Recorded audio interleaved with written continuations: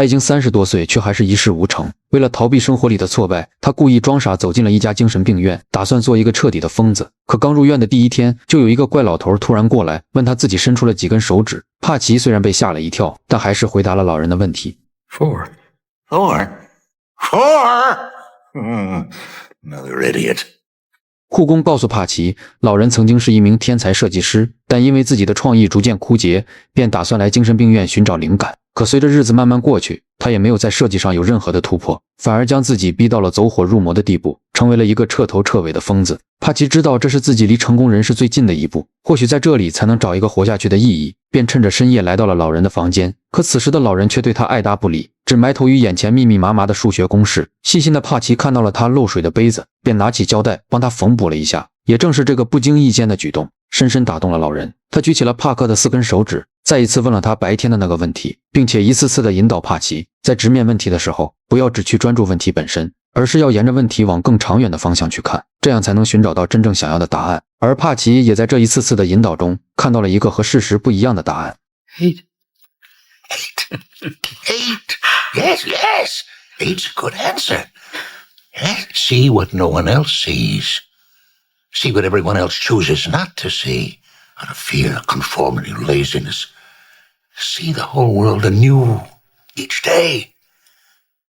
第二天，帕奇终于见到了医生，他满心期许地向医生说明自己的病情，希望医生能帮忙治疗自己的抑郁症，因为这痛苦的心理疾病已经困扰了他5年之久，甚至一度让他有着自杀的冲动。可就在他向医生描述病情时，医生却对这些毫不在意，只是流程般地执行着各种任务。而医生最关心的也只是自己的咖啡里有没有加糖，就连最基本的倾听都做不到。他满心失落地回到宿舍，却又发现室友因为幻想症迟迟不能入睡。他总能看见一群松鼠想要摘掉自己的2个坚果，从而害怕地四处逃窜。第一次面对这种情况，帕奇也倍感震惊，无能为力的他也只能叫来了医生。而医生的解决方式也是简单粗暴地给他打上了一支镇定剂。看着眼前这一幕的帕奇，他不由得开始为自己的正常而感到欣慰。可当帕奇以为一切都结束了，正准备睡觉时，室友却因为床下的松鼠来回走动，吓得他连厕所都不敢上。帕奇不得已只能起来安慰着他。起初的他还只是告诉室友，这些松鼠都是不存在的，你走到他身边的时候，他就会完全消失。可这些解释在室友那里完全行不通。眼看着解释无果，他突然想起了在老人那里学到的东西，便打算用另一种方式来解决问题。他先是假装的拿起了手枪，又瞄准了一只松鼠。There's one! At the end of the bed! Bang! Now, there's one coming across the sprinkler! By the door! By the door! By the door! By the door! Coming out of the bathroom over here! Bathroom! Bathroom! Bathroom! Bathroom! Bathroom! 甚至还搭起了一个阵地，拿起了一个火箭筒来消灭远处的松鼠。随着胜利的号角响起，室友成功的进到了厕所里面，而帕奇也在听到室友的涓涓细流声时露出了轻松的表情。这是他第一次感受到帮助别人的快乐，也让他找到了自己活下去的真正意义。隔天他便急匆匆地找到医生，打算离开这座精神病院，去给更多的人带来温暖与救赎。他要成为一名治病救人的良医，让病人得到充分的尊重和怜悯，而不是像他一样，在和病人沟通时连眼皮都不抬一下。病人发病时只会简单粗暴地打上一支镇定剂，完全不会考虑病人的内心感受。所以他不顾医生的阻拦，毅然决然地离开了这里。因为当初他是自己选择进入的精神病院，所以他出院也不需要得到医生的许可。自此之后，帕奇怀揣着赤诚的决心和无畏的勇气，踏上了一条逆行者的道路。他总会以诚挚的微笑感染别人，用最动人的话语温暖人心。可这些并不足以完成他的最终目标，于是便通过2年的不懈努力，他如愿以偿地考上了州内最权威的医科大学。可开学的第一天，他就遭到了室友的不断嘲讽，因为已过而立之年才考上大学，只有白痴才能做出这种事情。而且室友十分的狂妄自大，还不断向帕奇炫耀自己的成就。 I was awarded the William F. Thompson Scientific Achievement Award. Emerson Elementary, I once drew a picture of a rabbit that got me 2 gold stars. 面对室友的冷嘲热讽，帕奇并没有和他一般见识，因为他早就知道自己在做出这个选择时，就一定会面临着诸多磨难。而在开学典礼上，校长义正言辞地告诉新生，作为一个医生，首先就要摒弃个人情感，因为人性不值得信任。你们手上握着至高无上的权力，只有严肃才能让病人感受到你们的权威。而这一理念又恰好和帕奇相悖，因为在他的心里，医生不只是会诊断、开药、医身，还一定要懂得医心，即使患者已经无法治愈，也要让患者了却遗憾，接受释怀，面带笑意地走完余生。所以他并没有认真的听课，反而把目光聚焦在身后的美女身上。下课之后，帕奇立马找到安娜搭讪，屁颠屁颠地跟在她的身旁，向她讲述了和校长不一样的医者理念。可安娜却丝毫没有搭理他的想法，但又看着帕奇喋喋不休的样子，无奈也只能开口拒绝。Please, pass the word. I am not here to date. I am not here to flirt. I'm here to study. 而这尴尬的一幕，恰巧被一旁的同学楚门看到，两个都被拒绝过的单身男性一下子就像是找到了知己，迫不及待的就开始约会起来。帕奇也依然坚持着自己的观点，就像是癌症晚期的病人，任何的专业医学技术也只能得到短暂的缓解痛苦，而只有精神上的治疗才是唯一有几率痊愈的一个方法。所以平等且充满善意的对待病人才是医生要上的第一节课。楚门虽然认可了帕奇的这一案例，但终归这只是医学里的冰山一角，并不能完全的说服他。对此，帕奇特意和他打了一个赌，他将要用自己的微笑让陌生人对他产生好感。 Hello. Hi. Wait, I don't get it. Hi is a programmed response. I reached her. You scared her. No. Wait for it. Oh, you're nuts. 为了进一步的验证自己的理念，他跟随大三实习的学生一同来到了医院。面对躺在病床上的患者，教授以专业的知识向学生们讲述着他的病情案例以及接下来要面临的治疗方法，这不禁让患者感受了一阵恐慌。而此时的帕奇却突然向教授问起了女人的名字。 I was just wondering the patient's name. Marjorie. Hi, Marjorie. 而正是这简单的一句问候，撕掉了医生在病人眼里冷漠的标签，让躺在病床上的玛姬感受到了阵阵暖意。而后帕奇大步行走在医院的长廊，打算接着寻找自己的实验目标。可突然，那个古板严肃的校长出现在他的面前，因为大一新生是不允许进入医院的。帕奇便赶忙躲进了附近的病房。可当他刚一转身，就看到了几名儿童静静地躺在病床上，看着这些本该肆意宣泄无限童趣的孩子们，却形如枯槁地躺在这抉择生死的病床上。帕奇缓缓地朝着一个女孩走去，他的心像是被一层烟雾笼罩，再也提不起一丝笑意。可他知道情绪是会被感染的，便强忍着心底的那一抹痛楚，试图带给女孩一些欢乐。很快他便看到了桌子上的血压充气球，心里顿时涌出了一个巧妙的主意。帕奇扮演成一名马戏团的小丑，很快就逗得女孩笑出了声。与此同时，越来越多的孩子们都被他搞怪的样子深深吸引。接着他又拿了2根棉签插在了耳朵上，他假扮成了小蜜蜂，在孩子的面前肆意飞舞。只是如此简单的互动玩耍，就让孩子们露出了久违的笑容，并不是因为帕奇多么的有趣，而是在这9日沉闷的病房之中，他们感受到最多的就仅仅只是父母的担忧与关怀，而真正缺少的是发自内心的轻松与欢乐。为了给孩子们带来更多的欢乐，帕奇又拿起了他们的尿盆，他全然不顾尿盆里面的味道，只有传递欢乐的纯粹。一时间欢声笑语传遍了整个病房，孩子们也忘记了病痛带来的忧伤，仿佛整个世界都在为他们绽放。直到护士长闻声前来，才制止了帕奇这看似荒诞的一场闹剧。当帕奇满怀笑意准备离开时，可转头就看到了一脸严肃的校长。好在帕奇只是初犯，且其他老师对帕奇的评价很高，校长也并未对他进行处分，但依然对他进行了警告。 I've also heard you have a real passion to be a doctor. Truth of it is, Hunter, passion doesn't make doctors. I make doctors. Understood. Good. Medical students, as a rule, have no contact with patients until the 3rd year. Is that clear? 帕奇嘴上答应了校长的要求，可转身又再次来到了医院。他以掩耳盗铃的方式，像是瞒过了值班的所有护士，而后又来到了病房，给孩子们讲起了童话故事，和他们一起玩起了童年游戏。他用自己的方式让孩子们感受到了生活里的美好，给予了他们要活下去的坚定信念。他的行为不仅让无数家长为其称赞，也会逗得护士们一起哈哈大笑。这个重新找回生命意义的男人，势必要将事业与爱情一起拿下。于是他又一次来到了安娜的身旁，可安娜却一点也瞧不起他，认为他是一个不遵守规则的人，是一个理想主义却又不曾付出行动的人。安娜对自己的偏见，帕奇并没有任何的不悦，而是耐心地向他解释自己的一切行为。可此时的安娜却不愿让他再次纠缠，便起身就打算离开，而帕奇也不顾脸面的紧紧跟上。看着帕奇对自己的不断纠缠，安娜再也无法忍受下去。 I'm not sure if you've noticed this, but in a class of 163 students, there are 8 women. 8. I've had to work really hard to get here, and I'm going to have to work even harder to stay here. And I'm not about to blow it by wasting my time on your flighty theories of goodness. I'm here to learn about medicine. Period.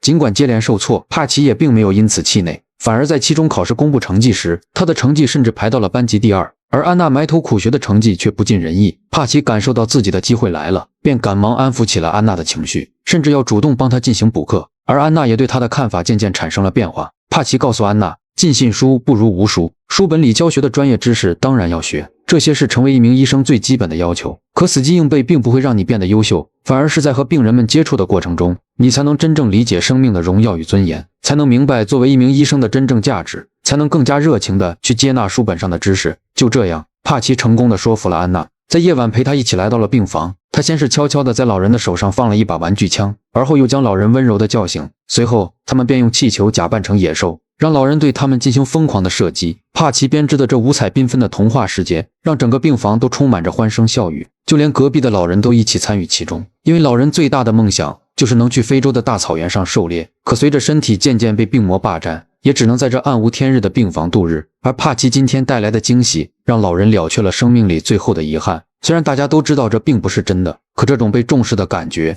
才是他们最需要的感受。随后帕奇又问起了隔壁病床的老人，想知道他是否有什么愿望需要实现，而老人却说他从小就喜欢吃妈妈做的意大利面，每次看到面条都会非常的兴奋，而最大的愿望就是能在一个全是面条的浴缸里洗澡。看着老人满心期许的眼神，安娜也被眼前的这一幕深深感动。在回家的路上，安娜也破天荒地夸赞起了帕奇，认为他所做的事情都有着巨大的意义。听着安娜的赞誉，帕奇感觉时机已成，便忍不住地开始表白起来。 I have a crush on you. Ha! Can't believe I just blurted that out. 安娜并没有接帕奇的话，而是巧妙地换了另一个话题。或许在她心里，对帕奇的看法正在渐渐改变，但仍不足以心生好感。两人也在互道晚安后就此离开。但帕奇并没有着急回到宿舍，而是来到了医院的305病房。这是整个医院最难服务的一个病人，就连护士们一个个都避之不及。帕奇勇敢地走到了他的身边，他试图用脚底按摩的方式来拉近彼此间的距离。可就是帕奇的这一行为，却让病人误以为他是在侮辱自己的人格，便将帕奇痛骂一顿后赶出了门外。这是帕奇第一次吃瘪，就连护士们都看着他一脸的坏笑，但他依然没有选择放弃。于是第二天，在医院所有人的惊讶的目光中，帕奇再次走进了305病房。因为听说这位病人每天都在偷偷地祈求上帝，希望能够饶恕自己生前的一些罪恶，所以帕奇便以天使的身份来向病人传达了上帝的通知，只要他能在接下来的时光里善待自己的同时也善待他人，那么在死后上帝将会饶恕他曾犯下的种种罪过。虽然这荒诞且搞笑的行为很是离谱，但病人也听出了他所想表达的一些道理，因为放下屠刀，立地成佛。随后他成功地将病人推出了病房，去迎接崭新且充满阳光的往后余生。之后的日子里，帕奇依然辗转在医院的每一个病房，给大家传递着无穷尽的欢乐。他的花样总是很多，就像是真的天使一样，来缓解着人间疾苦，治愈着每个生命的内心。可这一天他在病床上玩耍时，正在查房的校长却突然出现。 Do you want to tell me what it is you think you're doing? 面对校长的质问，帕奇也只能牵强地解释着自己的行为。 A few laughs, sir. And the American Journal of Medicine has found that laughter increases secretion of catecholamines and endorphins, which in turn increases oxygenation of the blood, relaxes the arteries, speeds up the heart, decreases blood pressure, which has a positive effect on all cardiovascular and respiratory ailments, as well as overall increasing the immune system response. 显然他的这一说法并没有说服校长。校长告诉帕奇，如果想做小丑，那就去马戏团，而医院是治病救人的地方，你需要的是专业的知识以及了解足够多的医学案例，并不是在医院里逗人开心。并且校长还对他的成绩产生了质疑，因为从同学的口中得知，他从来没有用课余的时间去学过知识。帕奇非常清楚，这一定是自己的室友从中作梗，便直接的找他当面对质。面对帕奇的质问，室友也直接摊牌，自己每天埋头苦读才能学习到一点点的知识，而你每天不是在扮演小丑，就是在追女孩的路上。即便如此，考试成绩还能名列前茅，那除了作弊，我实在想不出其他理由。看到室友的嫉妒，帕奇也不愿与他多说。You know, I forget how young you are, Mitch. That you think that you have to be a prick to get things done, and that you actually think that that's a new idea. 随后，帕奇找到了楚门，向他控诉了校长的循规蹈矩和不懂变通。可楚门始终赞成校长的观点，因为医院的人们都在面临着无尽苦难，他们要学着接受死亡，学着接受一些无法改变的事实。We're all dying, Truman. Our job is to increase health. You know what that means? That means improving the quality of life, not just delaying death. 虽然楚门和帕奇的观点不同，但他依然提醒帕奇，这段时间可能需要先低调一些。可接下来，帕奇就做了件让人意想不到的事情。由于学校引入了一批妇产科的专家，需要给他们安排一场盛大的欢迎仪式，而校长也为了给帕奇一个戴罪立功的机会，将这一个重大的任务交给了帕奇。当第二天校长带领专家们有说有笑地前往会场时，却被眼前的一幕彻底惊呆。Welcome, cold-handed ones.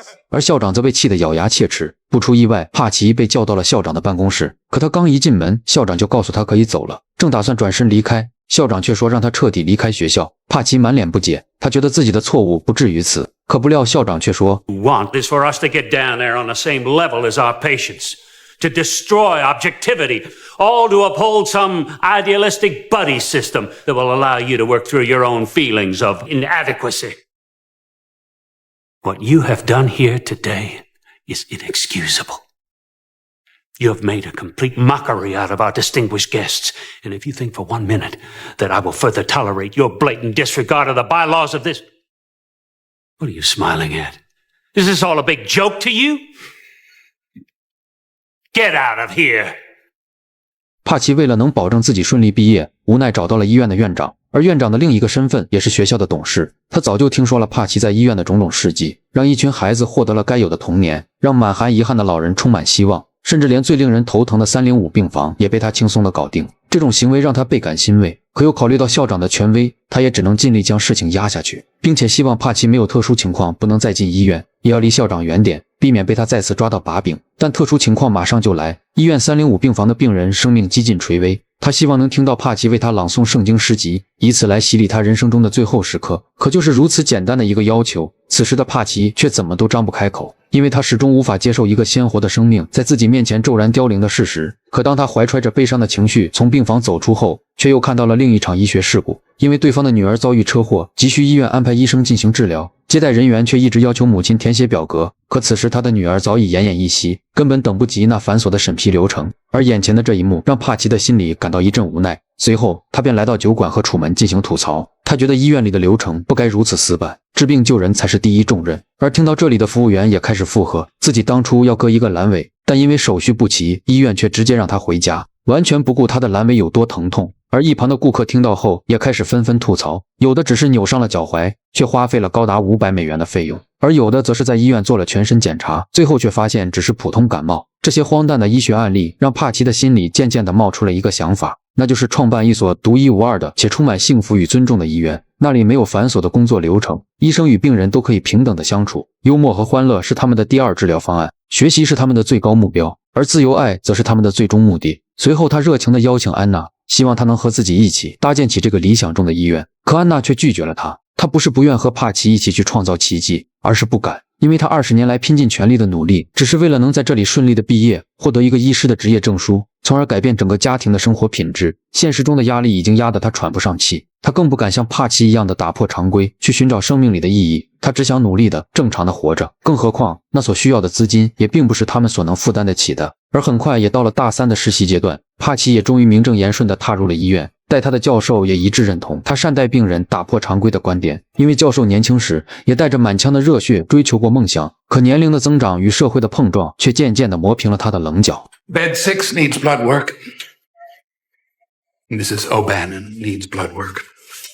教授在和患者沟通时伸出了4根手指，本意是想查看患者的眼睛有没有恢复，可正是这一小小的举动，却让帕奇想起了曾经的一位故人，也正是那位故人的相助，让帕奇有了一次实现理想的机会。那是一个被群山环绕的世外桃源，有着五彩缤纷的绿色和充满自由气息的天然氧吧。除了有老人的资金支持外，越来越多的人愿意加入到这个充满爱的小屋，不仅有安娜和楚门的加入，还有精神病院的老人、医院里的护士长等等，他们一起共同努力，用自己的双手成就了帕奇理想中的乌托邦。而这所专业且充满欢乐的医院很快就传遍了大街小巷，前来治疗的病人每天都络绎不绝，很多都是家庭贫苦，无法承受医院高昂治疗费用的病人。他们在治疗期间互帮互助，彼此间传递着善意与爱意的温暖，一切也都朝着好的方向进行发展。而帕奇与安娜的感情开始渐渐升温，安娜也终于向帕奇吐露了心声。因为自己的容貌，从小身边就不缺少男生的追随，可就在一次次相信男人之时，他们却都会在得到自己后又狠心地将自己抛弃，所以再也不愿相信任何男人，只想靠着自己的努力生活。而帕奇的出现让他又一次相信了人性，要找一个本身就很好的人，而不是找一个只对自己好的人。往后的日子里，安娜每天清晨都会被温柔的声音唤醒，那是帕奇为他朗诵的浪漫诗歌。可这种幸福并没有一直延续下去，因为这天医院来了一个特殊的患者，他从进门开始就一直双手环抱，像是在保护自己，但他又说着自己有很严重的自残倾向。安娜很快就感受到了他不对劲，可热情的帕奇却依然还是接纳了他，因为如果连他们都不同情他，那么这个世上可能真的没人在意他了。随着时间的推移，帕奇发现自己医院里的医疗物资不多了，为了维持医院的正常运转，他决定和楚门一起去院长的医院里借用一些物资。而就在这天夜里，独自在家的安娜看到了一份信件，那是自残患者留给她的求助信。安娜本想等帕奇回来处理，但又想到可能病人等不了一整晚的时间，她便拿着纸条上的地址找了过去。可当她进入了那个房间后，就再也没能出来。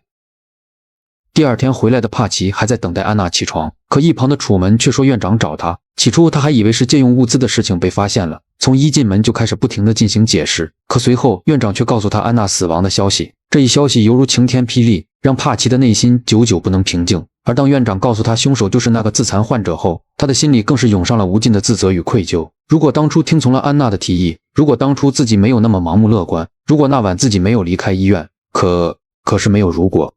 安娜的葬礼上，帕奇悄悄地躲在树后，他没有勇气和大家一起追悼，因为他知道自己才是令安娜死亡的罪魁祸首。一直到追悼的亲友纷纷离去，帕奇才缓缓地走到了安娜的面前，泪水模糊了他的视线，泪珠打湿了他的衣衫，他只能在回忆的漩涡里痛苦挣扎。I'm sorry. 回到家后，帕奇正式决定要解散医院，因为安娜的死不仅让他失去了最爱，更让他彻底看清了人性的黑暗。尽管楚门在一旁苦苦哀求，但他始终不为所动。You know, Truman, in all of God's creations, only human beings kill their own species. 正当他打算离开学校时，那个死对头室友却挡在了他的面前，因为他用了整整2年的时间，将自己的专业知识考到了全校第1。但当他开始在医院里实习的时候，却发现仅仅是让老人吃饭这么简单的事情，都让他无法做到。他也不得不承认，帕奇在这一方面有着惊人的天赋，也愿意向帕奇虚心地请教问题。可帕奇却对这一切早已提不起任何兴趣，便不予理睬地转身就走，因为他早已看清了这个世界，早已看清了上帝的不公，心底也不再对未来抱有任何期待。于是便走到了悬崖的边缘，准备在另一个世界和安娜相见。然而就在他即将跃入深渊的刹那，一只蝴蝶轻盈且坚定地飞到了他的心间。安娜曾告诉过帕奇，他最喜欢的就是破茧而出的蝴蝶，而此刻的他仿佛携带着未了的情愫，又穿越着生死的轮回，以蝴蝶的身份向他诉说。而帕奇也在这一刻恍然醒悟，生命的意义从来不是逃避或终结，而是即便世界已痛吻我，我仍愿报之以歌。为了那些未完待续的故事，为了心中那抹不灭的光，他又再一次地踏进了医院的病房。You still want help with Mrs. Kennedy? 随后在楚门和室友的帮助下，将老太太推出了病房，而他将要面对的则是自己儿时未能完成的遗憾。帕奇陪他一起沐浴在这满是面条的浴缸之中，或许这一刻奶奶会想起来他的妈妈，但心里却没有任何的悲伤，反而是对曾经的释然和享受着当下的欢乐。可正当帕奇准备离开时，一位护士却突然跑过来递给了他一个信件。当他满心好奇地打开，却发现那是校长对他的开除通知书。帕奇气愤地找到校长，要和他当面对质。 Why? You don't fit in. There are standards and codes. You make the patients and everyone else around you uncomfortable. I make you uncomfortable. Well, you can make this into a personal issue if you'd like, but the reality is you are not cut out to be a physician, and it is my responsibility. 眼看和校长之间的沟通无果，帕奇毅然决然地离开，并且还拿走了自己的档案。可就在他查看自己的档案时，却发现自己的各项成绩都非常优异，但唯有校长对自己的点评不容乐观，甚至说他有点过度快乐。帕奇不明白这到底是什么意思，但为了避免自己被开除学籍，他又找到自己的室友，因为室友的父母都是医生，在这个职业里都有着丰厚的人脉资源，甚至为了让他帮忙，还将室友的档案当作礼物送上。虽然他很想看到校长对自己的评价，但他并不是一个善于打破规则的人，又将自己的档案还给了帕奇，而后又给帕奇指了一条明路，那就是去找法官上诉，因为凭借着档案里的优异成绩，一定会得到法官的网开一面。至于校长评价的过度快乐，让他当着法官的面去解释就好。而后帕奇听从了室友的建议，对校长因为个人恩怨就要开除自己的行为进行了上诉。可校长显然就是有备而来，甚至将帕奇无证行医的罪名控诉给了法官。面对这突然的指证，帕奇并没有因此慌乱，反而大方地承认了自己的行为。 Now you ask me if I've been practicing medicine. Well, if this means opening your door to those in need, those in pain, caring for them, listening to them, applying a cold cloth until a fever breaks, If this is practicing medicine, if this is treating a patient, then I am guilty as charged, sir. What if one of your patients had died? What's wrong with death, sir? What are we so mortally afraid of? Why can't we treat death with a certain amount of humanity and dignity and decency and, God forbid, maybe even humor? Death is not the enemy, gentlemen. If we're going to fight a disease, let's fight one of the most terrible diseases of all, indifference. A doctor's mission should be not just to prevent death, but also to improve the quality of life. That's why you treat a disease, you win, you lose. You treat a person, I guarantee you'll win, no matter what the outcome. 随后，帕奇转身向满屋的医学生告诫道：“医生是一个神圣的职业，它能让生命得以延续和再次绽放的权利。你们要认真的学习知识，但不能一味的追求成绩。成绩并不能让你成为一名好的医生。你们要学会和陌生人接触，学会去搭建更多的情感桥梁。因为医生这个职业需要更多的温度。要去向每天都要和病人接触的护士学习，要去向充满人性、时刻奔波在医院病房的教授学习。因为自己的理想追求，他曾经失去过一切，也得到过了一切，所以他更要坚定地走上医生的这条道路，并且向法官郑重地表明了自己的决心。” No matter what your decision today, sir, I will still become the best damn doctor the world has ever seen. Now, you have the ability to prevent me from graduating. You can keep me from getting the title and the white coat. But you can't control my spirit, gentlemen. You can't keep me from learning. You can't keep me from studying. 帕奇掷地有声的演讲内容让所有法官都陷入了沉思。这已不再是要开除帕奇的一场申诉，而是制度与人性之间的较量，是热情与冷漠之间的对比，是墨守成规与勇于创新之间的碰撞。而恰好此时，楚门带着医院里的孩子来到了这里，他们一起戴上了那个红色的橡胶鼻头。帕奇曾用这个方式将孩子们的生命力重新唤醒，而孩子们此刻要用这个方式来作为帕奇坚强的后盾。或许这就是一份爱的传递。最终，法官对于帕奇的申诉也给出了结果。虽然他曾做过违规的事情，但好在并没有造成什么影响。其次是帕奇在学习上的优异成绩和在医学上对待病人那份热情，是所有人有目共睹的事实。并且对于现有的医疗制度体系，帕奇还提出了更具有创新意义的方案，所以帕奇成功胜诉。